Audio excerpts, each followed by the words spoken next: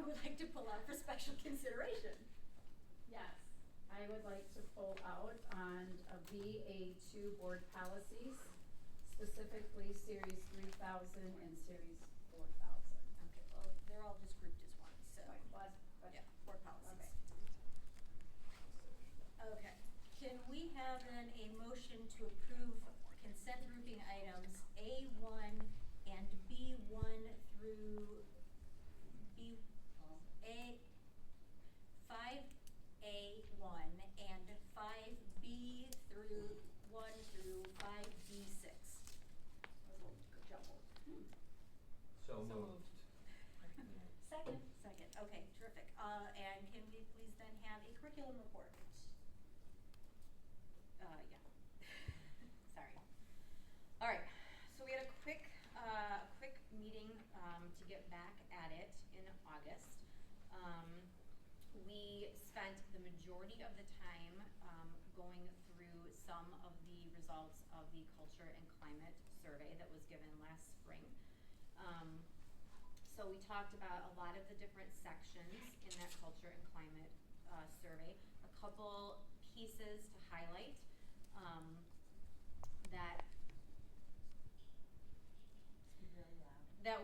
that are worth mentioning. So first off, we see in the district-wide an increase in a general feeling at the high school level, a sense of belonging, friendly. Students like being at school, so we see a trend increasing there.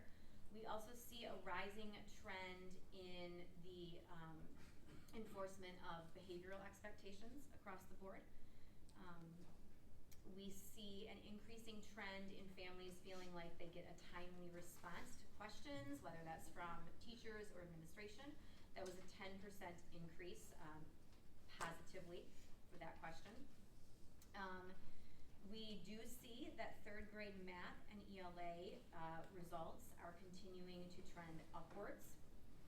Fifth grade, staying relatively unchanged, but this does potentially start the conversation about some different curriculums at the fifth grade level. We also see an increase in SAT results.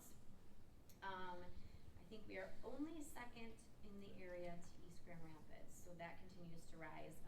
Other things that are worth noting, our AP scores this year were incredible. We had more kids take more AP tests. We had a really high average, higher than we've ever had before.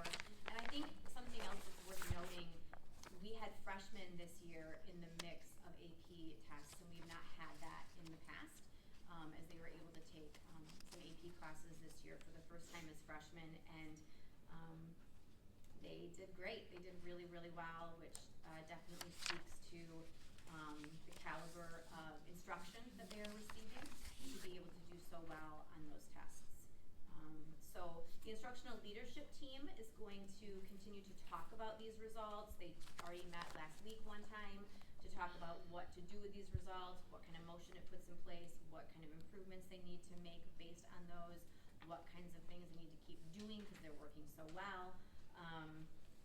And then just a quick discussion about the district overall goals, and that is to continue to work on the MTSS implementation and also to improve ELA intervention outcomes for those Tier 2 and Tier 3 students. So that was what we talked about instructionally. We do have some action items tonight. These are from back in June. And that is to approve Killers of the Flower Moon for use at Eastern High School in the AP seminar class. Also approving Everyday Math digital subscriptions, approving Math 180 for grades 9 through 12, and approval of NWEA Math Reading Fluency Assessment materials to be used grades K4. So that was back from June. Obviously, it had more than a 30-day review by this point, so to approve those in our consent grouping tonight. And that was the gist of it. Thank you very much. No rhyme or reason. They seem to go in and out on sort of a regular basis here. I think they're trying to connect back with their server, and they're losing it all the time. I don't know what the issue is. All right, we'll go over to you, Dr. Michelle, for Director of Finance report. Okay, got the green light to start. Well, our report is a little shorter because Mr. Anderson covered a little bit of the things that we talked about at our meeting. We had some good discussion, kind of a recap of the summer events as they relate to some of the bond construction work and budget updates with some of the new information that we gained over the summer. Just a few of the additional construction items that we mentioned. Central High School is in the design phase moving forward, continuing to meet with the different teacher groups in the different areas of the building. The hope is to go out for bid this November for that and then start construction this summer. So it's coming up and that work is moving along pretty quickly. The Aquatic Center work continues to happen as well. Focus groups met through the summer, had actually pretty substantial student participation during the summer as well in those, which was excellent. Continue to look at new drafts and new designs with the hope to bid this next summer probably as well to complete the whole design phase and then begin perhaps next fall with construction of that. So that's exciting. That's ongoing. And Northern Hills Middle School is the next design phase. I think that kicked off last week. So they are just beginning to enter the needs and wants discussions with teachers and people in the building to look at updates over there. From a budget perspective, we've gained information as we always do over the summer, particularly in two areas that we really didn't have insight into when we approved our budget in June as we're required to. That is the official state budget that gets approved after we approve our budget and the outcomes of most of our contract negotiations, particularly the Teachers Association outcome. We make assumptions for those when we approve our budget in June. We've got a little more information and I just wanted to share kind of where we are as we put those things into the equations. The state budget, as we said before, didn't meet our assumptions and that it didn't add anything to the foundation allowance per pupil. It did give us a little bit of additional, I guess, non-expense into the Mipster's retirement system where there's some money that we thought we would pay into that, but that we get to keep this year. The big drawback to the way that is that that's one-time guaranteed money and that's hard to bet on for the future. There is no perpetuity to that plan like it would be if money was put into the foundation allowance. So we do have dollars that we didn't expect to have, but we don't know, and districts everywhere are struggling, I think, with how to use them this year because they're not guaranteed after this year. There was also significant reductions in 31AA funding. That's the student mental health and school safety. That I think surprised a lot of people. That was about 90% cut. We, fortunately, are less affected, I think, than other districts because we sort of slow played our spending of those dollars when we got them initially. So we don't expect that anything really needs to change for this school year. But if that were to continue and not change into next year's budget, we would see changes where that money's being spent on things for next school year. So perhaps better off than some other districts in that way, but still kind of a surprise. And then overall, just to set where we are, we approved a budget that would essentially be balanced. We're entering the year with about 15.5% fund balance relative to our annual expenses. And our projection for end of next June was to be in about the same place, revenues and expenses being equal. When we add the state budget and our contract negotiations in, it shows us at the moment on paper dipping into our fund balance about $3 million, which would put us at projected around 12.8, 13% or so of fund balance at the end of next year. Again, still a lot of caveats to that. We know we don't spend every dollar that we budget, all of those things. But just so we're all on the same page with, on paper, where our budget sits with some summer events. So any questions or thoughts on all of that? Okay. Into action items, we don't have too many. For the curriculum materials that Ms. Stryan mentioned, just to say where they're coming from and for how much, the Math 180 materials are for an amount not to exceed $94,200. This will be partly ESSER dollars funded, which ends fairly soon, so we still have a little bit of those that we can use up for some of the print materials that we'll acquire. The general fund will pick up the digital material side of that. The math reading fluency materials that were mentioned, that is an amount not to exceed $62,200, and that's through the 35J state grant. And then everyday math from McGraw-Hill is an amount not to exceed $79,000 out of the general fund. Non-curriculum items, we have our annual diesel fuel recommendation, which is the same as it has been in years past, for an amount not to exceed $400,000. I think we're all familiar with how kind of that process works and how we acquire our fuel. The last 3 years of spending have all been in the $300,000 to $400,000 range as prices fluctuate. So the recommendation is to approve the same amount, that is money from the general fund. The second is kind of just in awareness and a vote for money that has already been spent sort of in an emergency related to the Eastern Middle School entrance. During construction over the summer, they uncovered an unmarked or unmapped power line that was not on the drawings.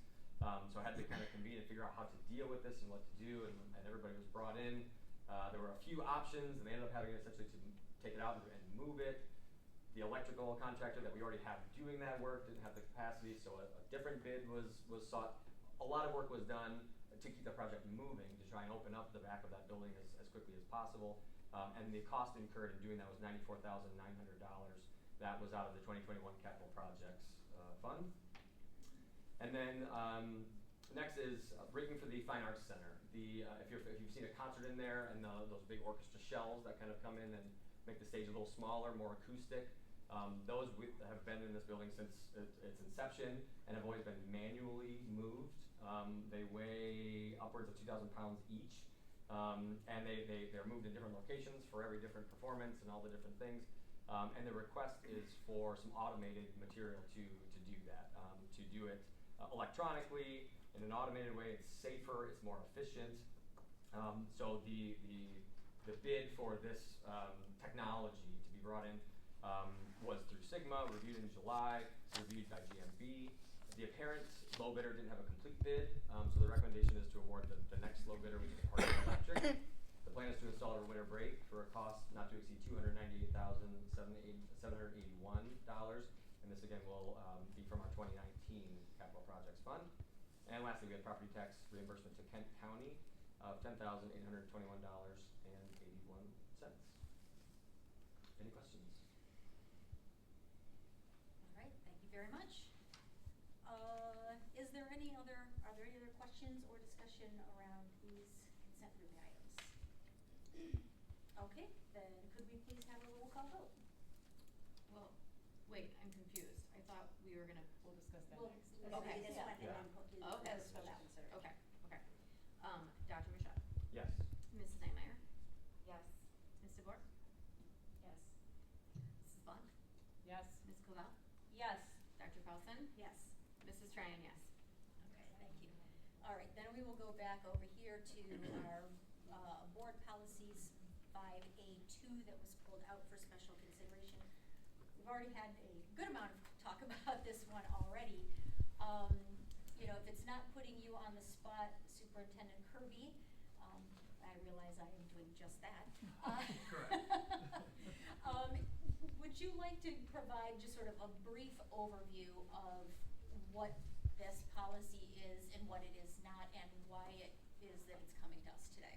Which policy specifically? The Title IX policies. All right, so as Mary had asked, as far as what the changes are, basically, in summary, is that we're looking at potential of more cases because there are more areas that there's potential discrimination, harassment being identified through the Title IX processes, identifying gender and sex identity and expression, as well as pregnant students and staff. This is students and staff alike, what these policies are. And then it also changes the investigative processes, which from a school district standpoint, it will help us investigate more efficiently and expeditiously. And then there's required staff training that we have to do as well. These actually were to be put in place by August 1st. And recognizing that this update came quite late compared to that August 1st deadline, we did contact Troon and said, really want to make sure that my board understands all of these policies, because as you all saw, there was a lot of policies. So with that, had the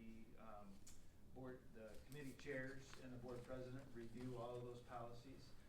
Val worked diligently to create summaries for all of those policies, and everybody was given the policies 10 days in advance, because my goal is to have as much information as possible for everybody and answer any questions prior to be having to consider these particular policies. So I did, not only did Troon recommend these as our policy provider, but there's two other policy providers as well. Lusk Albertson, which is now Miller Johnson, they have their policies. They too recommend the policy. The Title IX regulation changes, and Neola is a third provider, and they too. So I did check. Holly and I did communicate on over the weekend that she asked about the Supreme Court case.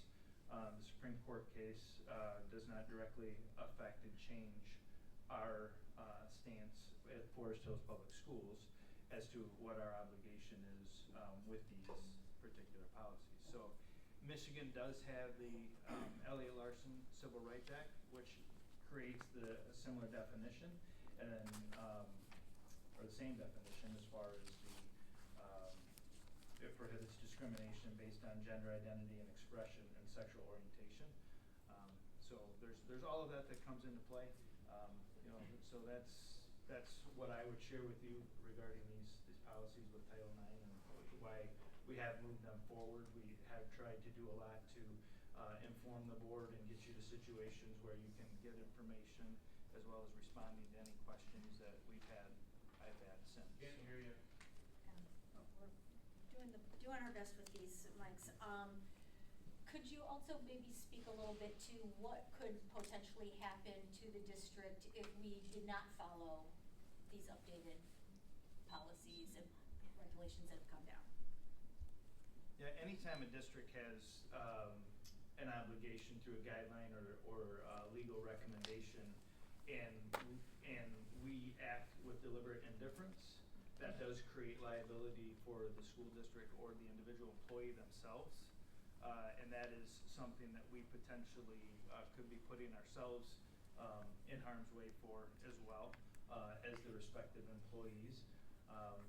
So that is one thing. And then when you're talking about federal regulations, any federal funds that come our way, which are the special education funds, any title funds, which we get for professional development, as well as any Title I programs, we could get a reduction in that. So if there was a OCR complaint and we weren't current, and our district was obligated to be current, then we would definitely have issues. When there is an OCR investigation, they don't come in and just look at that said complaint, but they go through all of their particular guidelines and make sure that we're compliant, and that could have to do with accessibility and all of the different things that OCR implements, investigates, but when they come in, they come in and look at it all. So I guess that's just a wide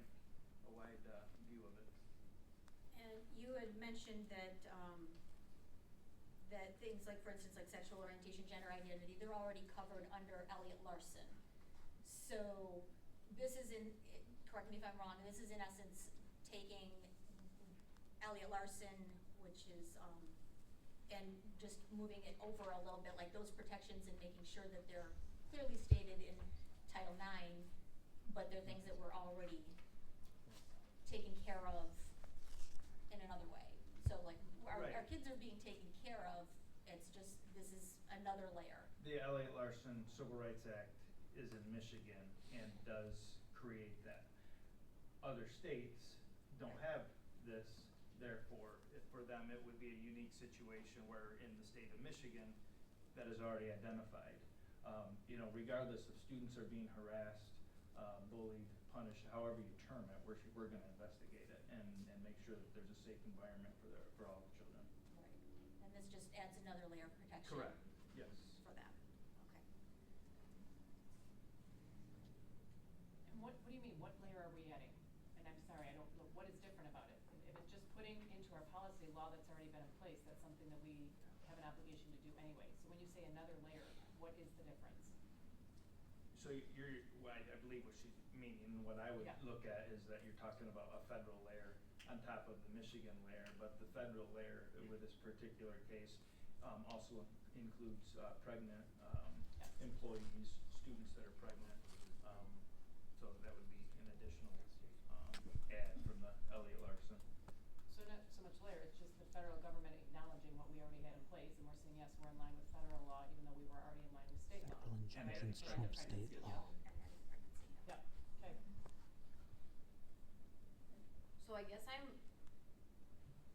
wondering then, to Holly's concerns, is that something that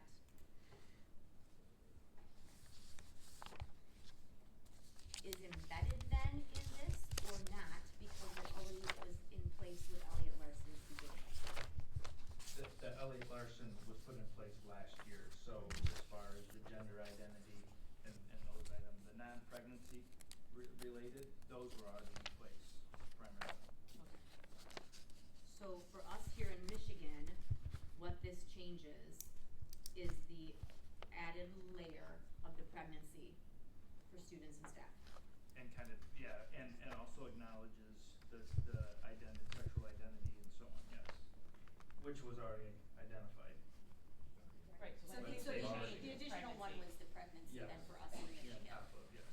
And some changes in how things are investigated. Yes. Which is a good thing. I Right. mean, which gives the district better authority to act more quickly, uncover more information so we can help students. The previous update to this made doing investigations extremely complicated and could take upwards to a month and a half, and you couldn't necessarily have immediate removal as you're investigating with the previous and regulations. Yeah. Can I just add a few thoughts in here? Okay, I wanna go back to say, yes, we've had 10 days to look at this, but the original thing was we had 5 days, and we had to have it back in by Wednesday with all of our questions, last Wednesday. Okay, so I just wanna clarify that we've had 10 days to look at it, but we had initially 5 days to look at upwards of almost 300 pages, they were changed one little blip, or there was no change on it, to actually go through, we had upwards of between 200 and 300, closer to 300 pages of documents to look like, so I wanted to clarify that first. Secondly, if we do not, this is the clarification, I think, is if we don't follow the regulations, the only way we don't receive, and you can correct me if I'm wrong, we don't receive federal funds is if we actually have something not in place to protect a child that they could potentially take the federal funds away from us. They're not gonna say if you don't put the policy in place that they're gonna yank funds from us, correct? Just trying to get that. I know. They're gonna acknowledge whether or not we implemented the regulations. Okay. And if not, then yes, we would have issues. Okay, so what I want to go through is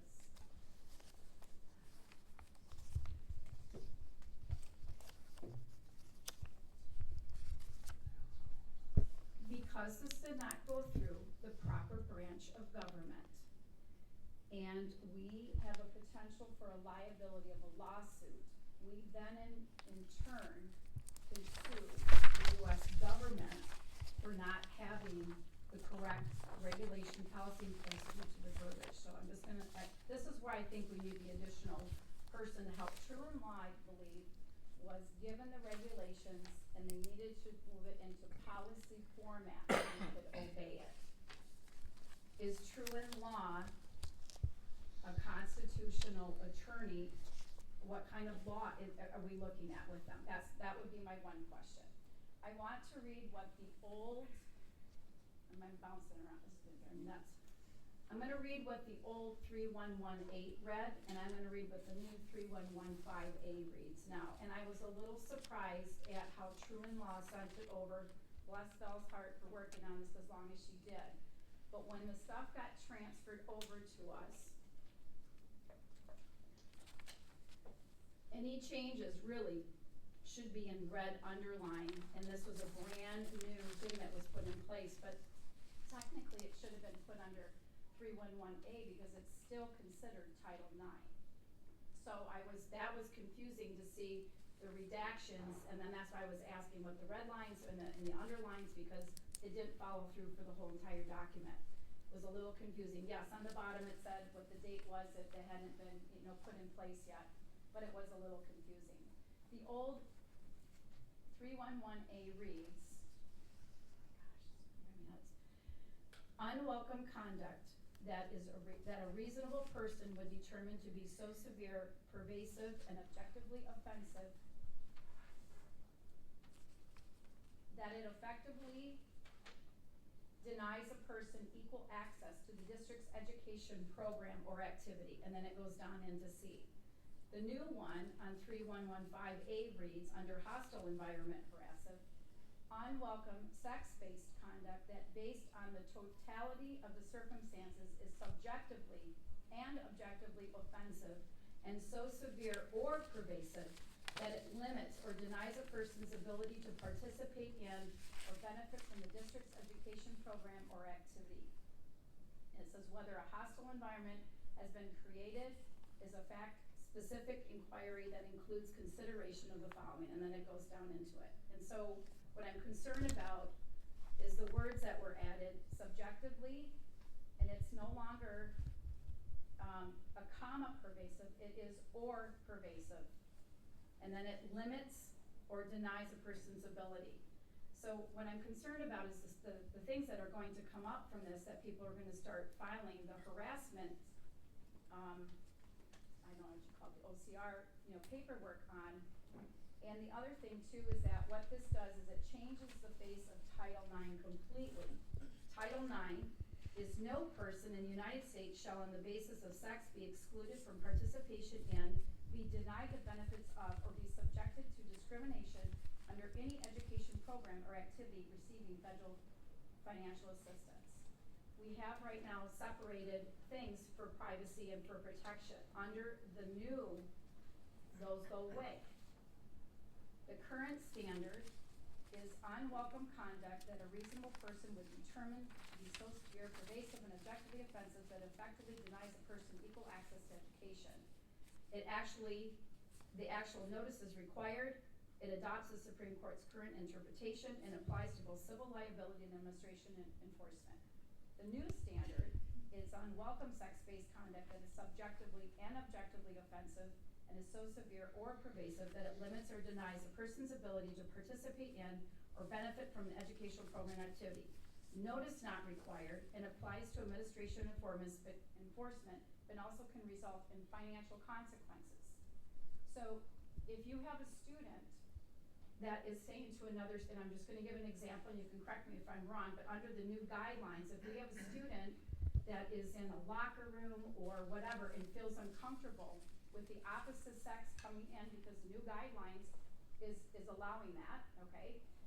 And they make an announcement to say, this is making me uncomfortable. The person that walked in can now file versus the person that feels uncomfortable because they're in their own locker room. So what I'm saying is that this sets it up where you did say that the cases, right, there would be probably more discrimination cases. So now we have to look at what we're looking at is figuring out between risk and reward on this. And the policy we have in place gives us a lot of protection. It was put in 2020, and it's worked very effectively. The new policy that we have actually lowers the harassment standard, not keep it high, it's actually lowering the harassment standard because some of the verbiage that's been put in here. So the sky's gonna be the limit on this of what people are gonna be able to file.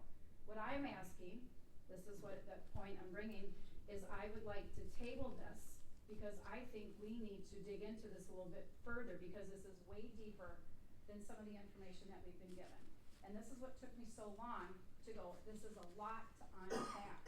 It is a lot to unpack.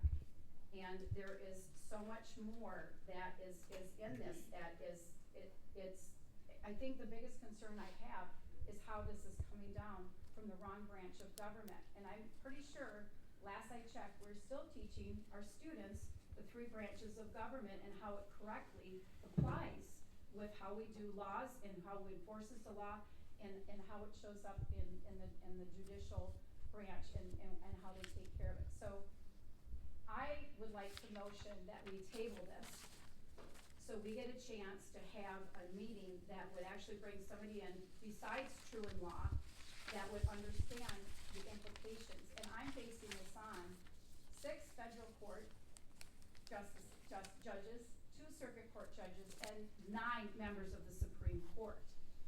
I think we need to unpack this. I think we need to look at it and not race and rush into it. We do have a plan in place right now that protects our students, so it's not like we don't have anything and we're flying free. I think this would be a good opportunity for us to dive into this a little bit more and to see why these injunctions are in place and why when the Supreme Court did what it did on Friday, and why the federal judges and the circuit court judges are doing what they're doing as well. There is harm. The only way that the injunction is placed is because there is harm. So they know that because of the verbiage that's in it. So what I'd like to do is I would like to unpack it before we actually adopt something that could actually be harmful and set us up for something that we don't want to be set up for.